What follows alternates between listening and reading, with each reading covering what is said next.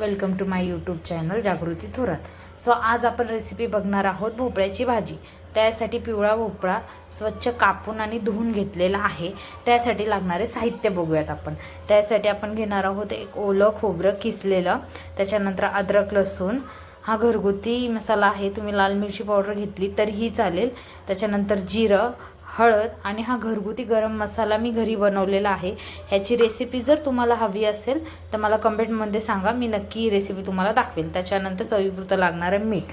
तर चला आपण रेसिपी बनवायला सुरुवात करूया। चला आपण रेसिपी स्टार्ट करत आहोत। आपण कढईत सर्वात आधी मी एक पळी तेल टाकलेलं आहे। तेल तापलेलं आहे, त्याच्यामध्ये आपण टाकूया जिरं, त्याच्यानंतर अद्रक लसूणची पेस्ट, त्याला छान मिक्स करून घेऊयात आपण। ते छान असं मिक्स झालं, त्याच्यामध्ये आपण टाकूया भोपळा। तर आता भोपळा टाकला तर त्याला आपण पहिले छानपैकी असं मिक्स करून घेऊया।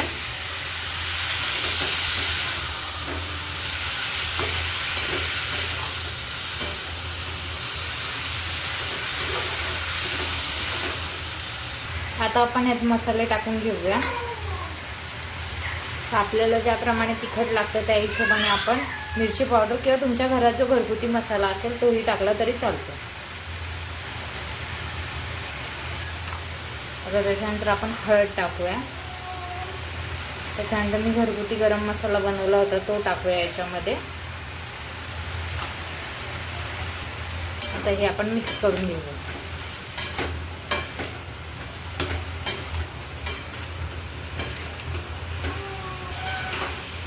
आपल्याला ह्या भाजीमध्ये पाणी टाकायची गरज नाही आहे, कारण ह्याला ऑलरेडी खूप सारं पाणी सुटतं। तुम्ही बघू शकता, बघा मी ह्याच्यात अजून पाणी नाही टाकलं, पण ह्या भाजीला पाणी सुटायला सुरुवात झालेली आहे। सो हे चांगलं मिक्स करून घेतल्याच्या नंतर आपण त्याच्यामध्ये खोवलेलं जे खोबरं आहे आपलं, किंवा किसूनही घेऊ शकता तुम्ही, मिक्सरला ग्राइंड करून घेऊ शकता। सो त्याच्यामध्ये आपण ते खोबरं टाकून घेऊया।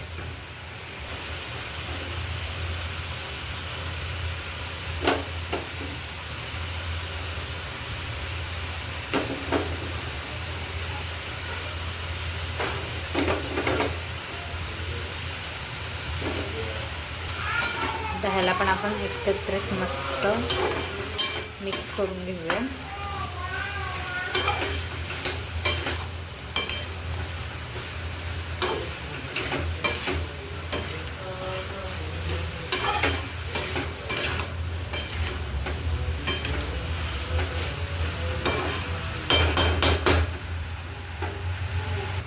खोबरं व्यवस्थित मिक्स झाल्यावरती आपण त्याच्यामध्ये मीठ टाकून घेऊया।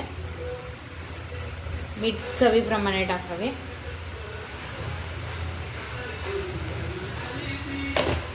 आणि त्यालाही आपण मिक्स करून घेऊया।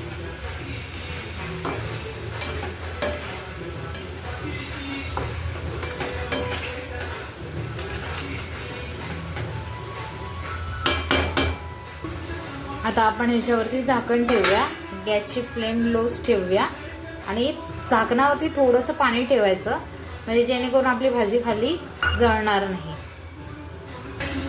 हे बघा, त्याच्यामध्ये पाणी न टाकता त्याला किती पाणी सुटलेलं आहे आणि आपला भोपळा हा शिजलेला आहे। अवघे 5 मिनिटात तो शिजून जातो बारीक गॅसवरती।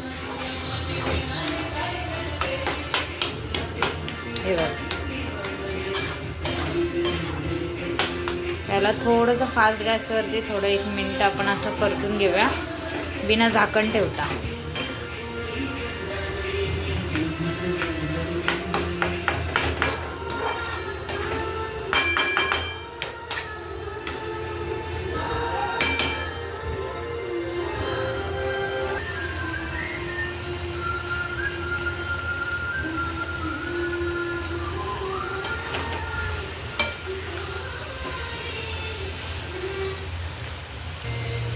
आपली भाजी झालेली आहे, सो आपण त्याला काढून घेऊया। आता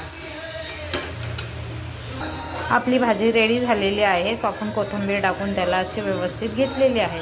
आता माझी ही रेसिपी आवडली असेल तर माझ्या चॅनलला नक्की सबस्क्राईब करा आणि तुम्हाला नेक्स्ट रेसिपी कोणती बघायला आवडेल ती मला नक्की कमेंट करून सांगा। लाईक, शेअर आणि सबस्क्राईब करायला विसरू नका।